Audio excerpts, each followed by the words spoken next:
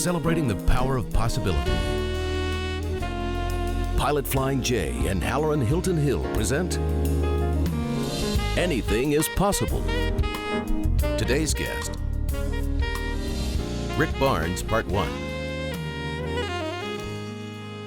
Welcome to another edition of Anything is Possible. My name is Halloran Hilton Hill. This is Coach Rick Barnes. Thank you for being here today. Well, thanks for having me. So my show is called Anything is Possible. And the whole idea is we tell stories of possibility. Number one, we want to honor people of possibility. But the second thing is, I'm trying to say to the world, you were designed to do something great. And if you ever embrace the possibility of your life, we're all going to benefit from that.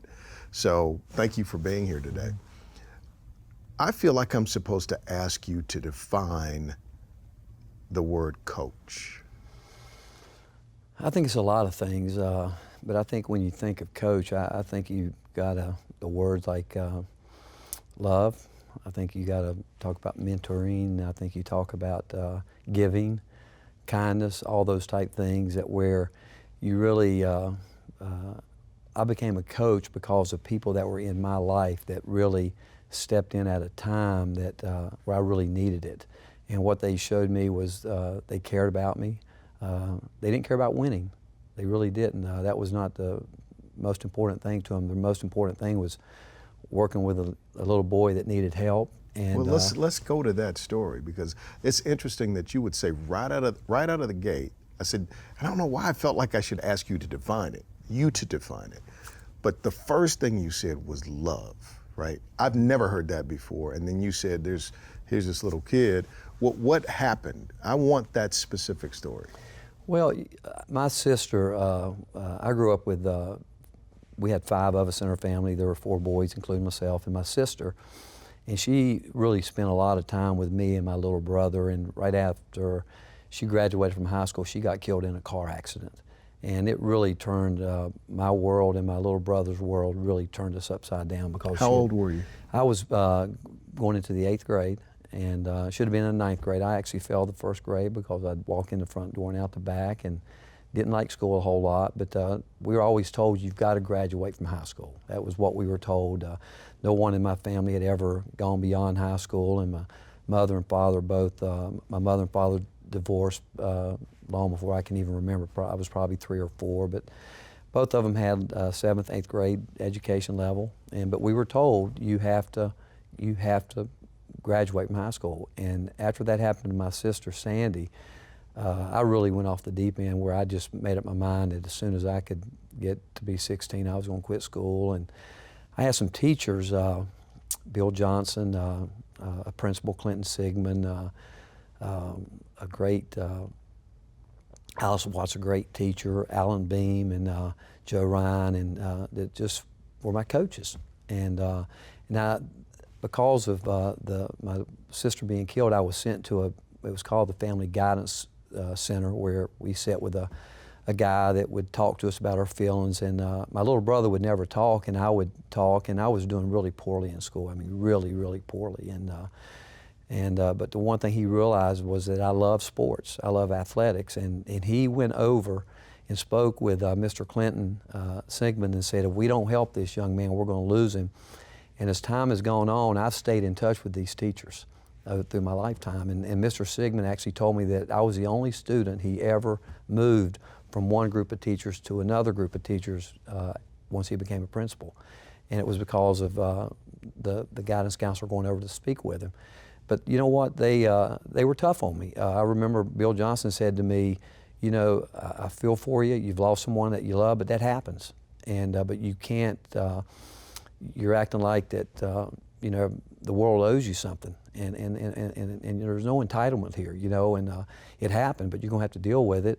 And my attitude was not very good, but Mr. Bean wouldn't let me play because my attitude was so bad, and I felt like I should have been playing. But he later said to me, if it means losing an 8th grade championship to help you down the road, it was well worth it. And so I realized those people were my heroes. They are today, along with my children and my wife. They were the ones that have had the most influence on me. that explains why you start with love, right? I got to tell you something about my dad. We'll take a break. My dad was just about to pass away, and he was giving a summary of life, right? And he said these words. He said, "Remember, love is the answer to everything," right? So we'll talk more about that in a moment. This is Rick Barnes. You're watching Anything is Possible. Possibility powered by Pilot Flying J, Covenant Health, Home Federal, and the Knoxville News Sentinel. Coming up. Once I started playing, all my buddies had a little recreation team, and they would ask me to coach their teams, and I did that. Rick Barnes is my guest on Anything is Possible. Your sister's name was Sandy, right? So I'm thinking about the age you were when she is killed in a car accident. So you must have been 13, 14? 13, 14, And that is such a critical time in the life of a young man. All sorts of things are going on in your body and your brain. Your parents had split up, and she probably was that stabilizing force. She was the continuity. Right. As you're trying to sort through all of this, and then you lose somebody really important to you, but then God pours a whole bunch of other people in your life to provide that continuity, and it kind of, now it makes sense how you coach and why you coach, because I wanted to understand your definition of coaching. So you make it through that period, and then you begin to play. Walk me through your career as a player. Well, growing up in Hickory, and I love my childhood. I did. I was like the one in my family that was the free. I just went, rode my bike all over Hickory, and but you know what? Sports is the one thing that I got into, and I can go back and think of all my coaches. Whether it would have been Marion Kirby, Danny Thompson, going through Mark Lyerly. I had a terrific high school coach that. Once in the period that I was going into high school was when there was a lot of racial tension going on, right. And they consolidated the two high schools in town, and there was a lot going on where we had some of the boycotts and those type things. And I played on some teams that weren't very good, but I still actually this morning one of my best friends from that I grew up with, Chip Huffman, came through Knoxville, and we had dinner last night and had time together this morning. That we were, I guess, knew each other from the 4th grade, and I still have some great ties back there. But Hickory, again, I loved it, and I love the people there. And I look back again, there's just so many people that were there to help me, and it all kind of came through being involved in sports. Growing up, once I got into high school, there was a player there by the name of Dave Miller, who was the one guy that played year-round, and I'd go in and rebound for him, and he'd leave. I'd try to emulate some of the things that he would do, and then very early, I met a guy by the name of John Lentz, who was the best player at the college, the local college, and so he and I started working out together. And so my whole thing was working for the city of Hickory. I did a number of different jobs. I always had some kind of job I was worked at the local pool room where I mopped floors at night and did those type things, and just to have a little spending money. But it always revolved around going back to the Foundation Center and playing basketball or doing those type things. And went to college like every kid, wanted to be a pro, but wasn't good enough, and but thought I was. And my college coach and I at times didn't see eye to eye, but later on he and I became great friends. He became a great mentor to me, and I used to kid him a lot that and he's Bob Hodges, and he's still East Carolina's all-time leading scorer, was drafted football, baseball, basketball back in the 50s, and so I've just had some great people. I mean, and people. It has been about great people. Great people in my life, and the one thing we were talking about love. The one thing the Bible tells us is that we're supposed to love God with all of our heart, soul, and mind, and the second thing is to love our neighbors as ourselves. And I'm blessed that I've had people do that to me, where I've had so many people love me back and or love me more, and I didn't at the time probably see it that way, but that's simply what it was. Wow. Isn't it amazing how you see things differently when you get past them and you look back? Let's talk about race then for just a moment, because I guess moving on this theme of love, it became real clear to you that we're all God's children. Sometimes was it unpopular for you to say, hey, I'm not going to judge a person by the color of their skin? Did that cause friction in North Carolina? Did that?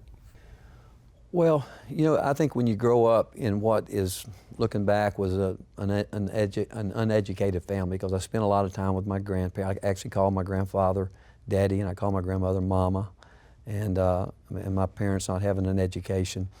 I think you realize that whether you're uneducated, white or black, I think you're kind of put in a different class for a little bit. But I never ever felt like I didn't belong. Mm-hmm. But the one thing that my my grandfather especially was one of the hardest workers I've ever been around in my life. And we were never ever, and we lived what would be on the cusp of where back in the day they said it was called Colored Town, and we were never allowed to use the N-word. I can remember never. Really? And what I found out later is because of who my grandfather worked with. He worked with African American men, and that's when that's who he identified with. But he would never. I mean, that was like, you would never use the Lord's name in vain, and you would not use that word in our family. And so you've been able to watch America change in some pretty important ways. You lived in a community where the black section of town was colored town. Mm-hmm. And most of America was this way. You knew the other side of the tracks or that side of town, mm-hmm. and now you coach in a sport where there's a predominance of young African American men, and so you've seen this thing, and you've had a long coaching career, so you've been able to see this thing kind of unfold. Mm-hmm. What do you see? What have you learned? Well, and I have a daughter and a son-in-law that adopted 2 young children from Uganda. Wow. And that, I mean, they're the joy of our life right now. And so, so I realized early that the color of one's skin does not define you, and again, I trace that back to just where I grew up, but I have watched a lot change, and I still have relationships with guys that, I was there in Hickory High School, and we had a boycott, we had a riot, we had all that. I was with the Junior Human Relations Council where we're trying to get everything back together, and it really wasn't fair what went on when they integrated schools back then. I mean, we had a high school in Hickory that was Ridgeview High School, that was the all black school that had won 5 straight state championships, and I don't think they were scored on for 4 years in a row. Wow. And when they consolidated the school, Sam Davis, the head coach there, was my 8th grade PE teacher, was the high school coach there. When they consolidated, he was the 8th grade head coach. Wow. And that's terrible. I mean, you think about it. Wow. I mean, he was wasn't even at the high school level. They put him at the 8th grade. At the junior high level, because junior high was 7th, 8th, and 9th grade. Right. And later on, he paddled me a few times, but he was a great man. I mean, he was a great man. I was able to be the guest speaker in Catawba County when they inaugurated the very first class ever there, and he was in that class, and I actually presented him with a paddle that I remember that but one of the most impressive things that I've ever seen in my life was after he got through speaking. He was older by now. The last class of Ridgeview High School stood up and sang their alma mater, and it gave me chills just thinking about it right here, because it goes back to loyalty and the love factor, where it was a group of people that came through some tough times, but they stuck together.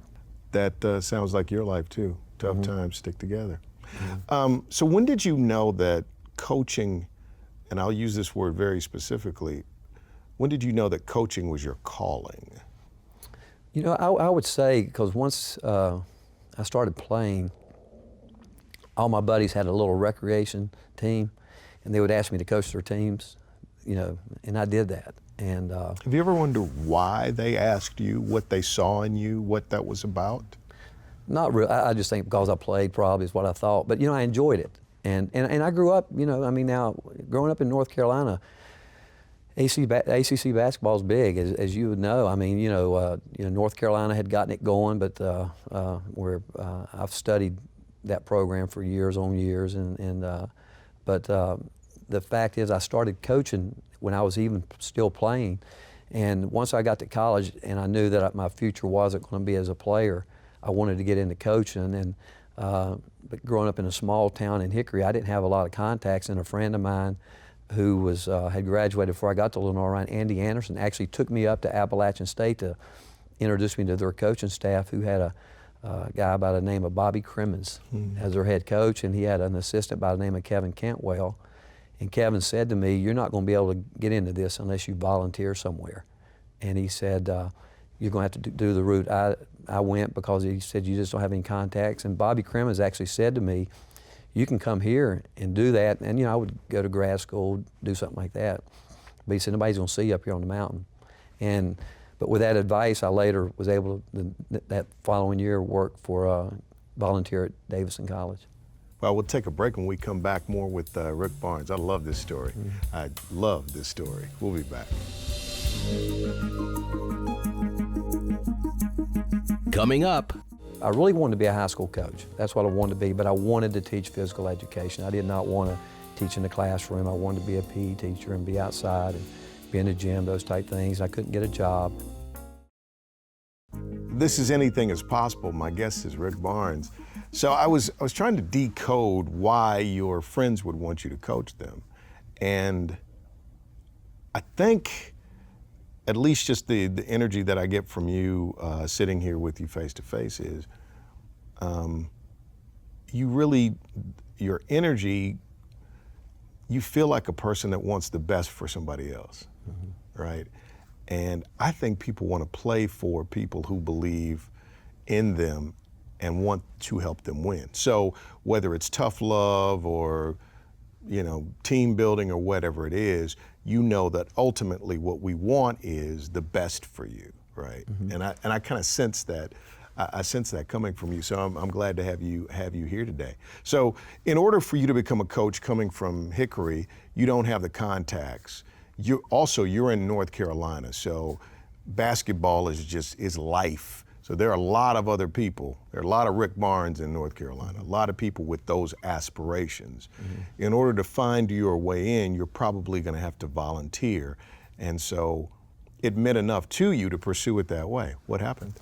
Well, while I was in college, I worked for eventually it was my father-in-law, Preston Ryan, and my wife came home. She was actually had come home from and decided she was going to transfer from Appalachian State to the University of Tennessee.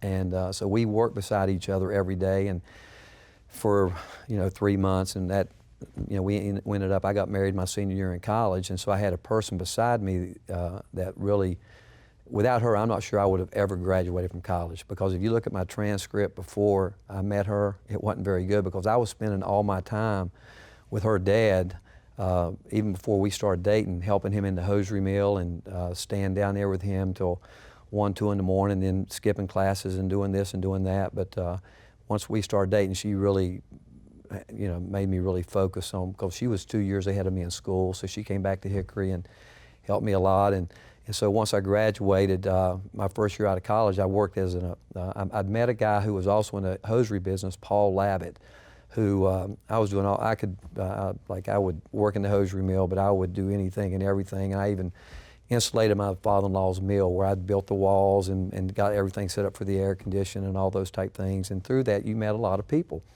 And Paul Lavitt was an NC State graduate, and but I did work for him. But then I went back to Clinton Sigmund, because I really wanted to be a high school coach. That's what I wanted to be, but I wanted to teach physical education. I did not want to teach in the classroom. I wanted to be a PE teacher and be outside and be in the gym, those type things. I couldn't get a job, but I became his top substitute teacher. So he would call me in the morning, I would substitute teach, and then I got a job with UPS, working from 4 to 8.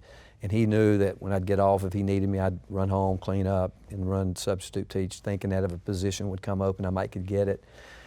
It didn't work out that way, and I became an assistant coach at North State Academy because of Mr. Lavitt. And then the following year, Eddie Biedenbach had left NC State and became the head coach at Davidson College.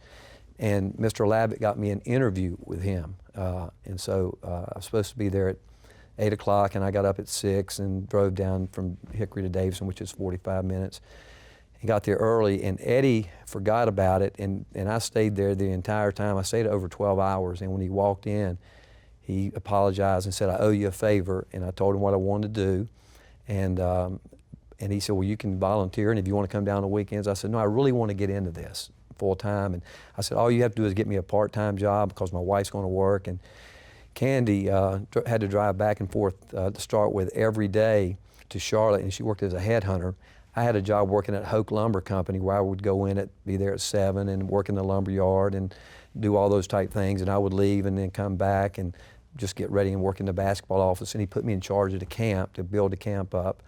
But then halfway through the year, I got a job working for Equifax Services where they would give me these cases where I had to just drive around Charlotte and survey houses and people and for insurance deals and those type things. And so Candy and I would do all that on the weekend, so I would have the whole week to where I could just focus on basketball. And then a year later, I got moved into the GA position there, and which was it was called the part-time position, making $5,600 a year. And but she was working, and we were together, and it was. And again, I couldn't have done any of this without her, really, because she was willing to go and just jump into it. And then a year later, I'm on my way and get my first full-time job at George Mason. Wow. Now I see how this is really unfolding. I see why love is the anchor point, because you've had God place people in your life strategically at every tough spot to get you through, right? Right. And so Candy bridged the gap for you to find your calling and your passion. In part 2 of our interview, I want to get into that. I want to talk about that love and how that love is transformative as we work our way through your life of possibility. Rick Barnes is our guest. Part 2, we'll talk about Candy. We'll see you next time.